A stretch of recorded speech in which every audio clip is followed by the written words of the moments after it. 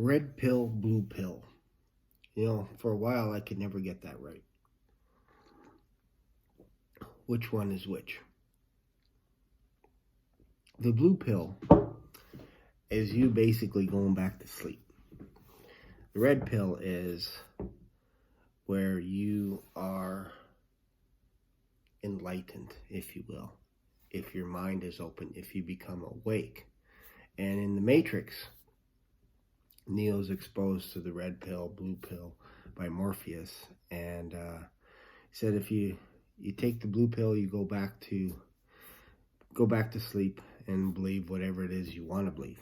If you take the red pill, Morpheus could show Neo how deep the rabbit hole goes.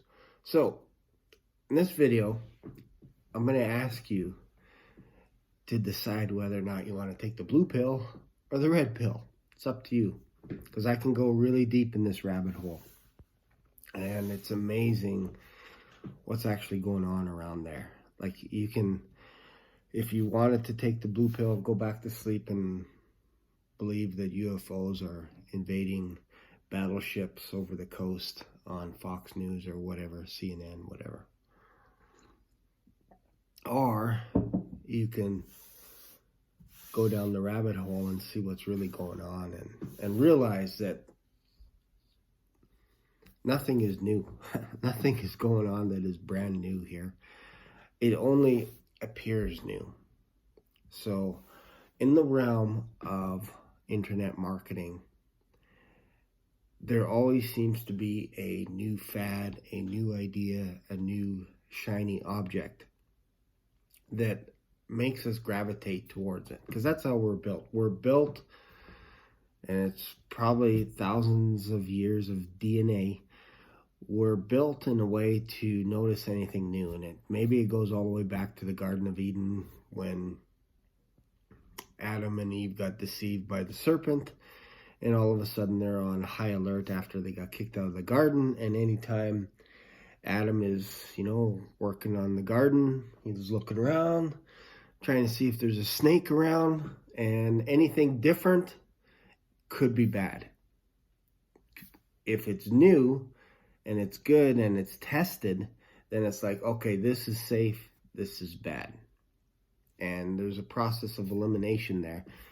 The people that are eating poisonous fruits are dropping off like flies. The people that are successful at eating the right fruit and vegetables are going to live, and they're going to pass that information on to the next person, and so forth. So back to the red pill. If we look in the world, let's just say, I'm going to break this down real simple. This was probably about 5-10 years ago. There were a few internet marketing gurus that were way beyond their time. And 5 or 6 years ago, it started to become almost like gangrene. It was just spreading all over the internet. And these were get-rich-quick schemes all over the place. They came in different forms. Maybe some of them had good intentions, maybe some didn't, whatever. But they spread like gangrene. I'm going to focus on one little tiny niche that relates to my whole YouTube channel and my journey and all this kind of stuff. So I won't reveal the person's name at the moment, but I will at the end of the video. So there is the godfather. There was actually 2 godfathers, if you will, of internet marketing.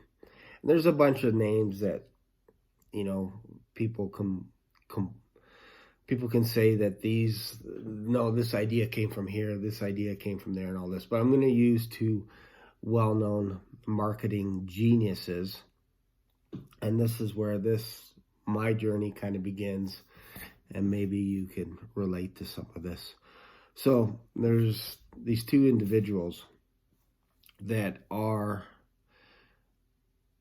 introduced to the whole idea of internet marketing, and they go in different directions.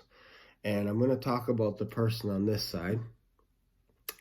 Basically, he created the whole idea of marketing from the perspective of consulting and making money as a consultant. This guy made the idea of being able to almost like the creation of a sales ladder, if you will. So you come in, you buy a product for $10, and then once you pull out your credit card, you buy something for $50 or $47, then $97 and $497, $997, $4,997, and he built that whole industry based on ideas that he heard from other people, but basically this guy perfected it. So you got internet marketing and you got consulting. So these two people. On the consulting side, there were people that were actually trying to figure out ways to make money online without spending a lot of dough in, building businesses and all this kind of stuff. They thought, we need to figure out a way to get some cash flow coming in, and how can we do this? We can do this by building online courses, university programs, all this kind of stuff. And this is how we can generate cash flow to do the real businesses, what we want to do. Maybe it's buying real estate and all this kind of stuff. Over here, we have more of the internet marketing side. And when you mesh the two together, you get the whole digital marketing, online courses, get rich schemes, all this kind of stuff. And the idea behind it is to get you to give them their money because they have a product or a service, a new product or service that is interesting to you. You give them your money, and then they go out and they invest in companies. Maybe it's linens and things and all this kind of stuff, and maybe it's real assets, real legitimate businesses and assets. They go out and purchase those. Meanwhile, you're buying all their courses and all this kind of stuff. So I'll go back to how the consulting side started. And there was one gentleman who was in Australia that was really perfecting this art. And a person approached him and said, "Hey, I need a hand. I have really no idea where I'm going to go with my life and all this kind of stuff. I'm not making any money. I'm making one bad decision after another. I own a couple of bars. I have a couple of ideas for some dating sites and all this kind of stuff, but I need your help. I can't package this thing together." The guy's name was Ty Lopez. He approached Sam Ovens and said, "I need your help." So Sam is the guy on top of this whole consulting world. If you don't know anything about him, he owns consulting.com, so look him up. Ty approached him and said, "I need your hand," and all this kind of stuff. Once Ty gleaned enough information on how to package his own courses, Ty cut him loose.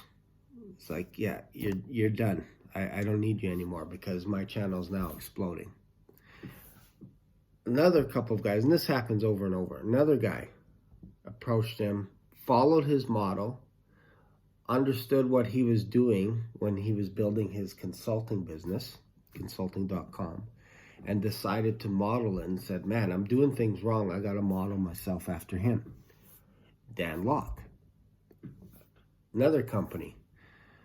And this company did a little bit different, but they copied the other side where they were perfecting the internet marketing side of things. And this person's name over here was Russell Brunson. He's a master at creating marketing programs, the sales ladder, $90, $100, $400, $500, whatever. So this other company decided, you know what, maybe we can combine that one and we can combine the consulting, funnels and consulting. So what they did was they decided to really study what Russell Brunson was doing. And then they also studied what Sam Ovens was doing. In fact, they hired Sam Ovens as a consultant to help them build their business. When they were done with Sam Ovens, they cut him loose. After they mastered the sales funnels, they basically copied ClickFunnels Russell Brunson. They cut him loose. They created a company called Traffic and Funnels. Then they also created another consulting company. Remember, Traffic and Funnels is a consulting company. Then they created another company because that one was kind of too close to ClickFunnels. Then they created another company and called it the Sales Mentor, a consulting company.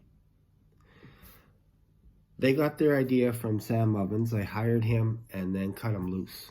They got the other idea from Russell Brunson, tried to mirror their internet marketing plan as much as possible, tried to mirror Russell Brunson's marketing program as much as possible, and then create their own. So today, you have a marketing machine where it's a consulting business that's hidden. They don't want to call it coaching, they don't want to call it consulting, and you'll notice in some of Peyton's ads that it is under the idea that it's inbound closing. But if you read the consultant book that Taylor Welch made on how to be a consultant, he teaches you how to be a consultant, how he created Traffic and Funnels, and how he created his second company, Sales Mentor, in order for them to funnel all the money into their real estate deals and create a real estate company and all this kind of stuff. So basically, they teach you how to do sales, but it's from the perspective of a consultant coaching role, even though in Peyton's ads, he's saying, don't do consulting, don't do all this kind of stuff, because that's what they're doing. So you don't want to be a competitor for them.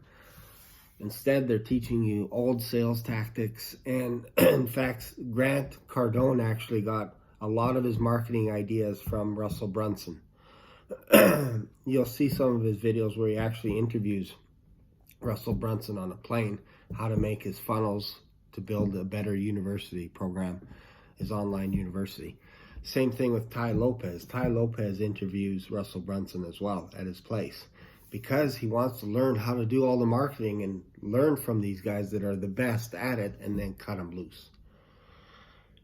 So I could take you really deep on all this stuff, really deep, but maybe you don't want to hear this stuff. I don't know. Maybe you don't want to hear the history of the internet from a real perspective. I don't know. If you like this kind of thing, feel free to subscribe to this channel, comment below, let me know your thoughts, your ideas. If you think I'm out to lunch, do your own research. I'm telling you, the rabbit hole goes pretty freaking deep. Thanks for watching. See you in another video. Bye for now.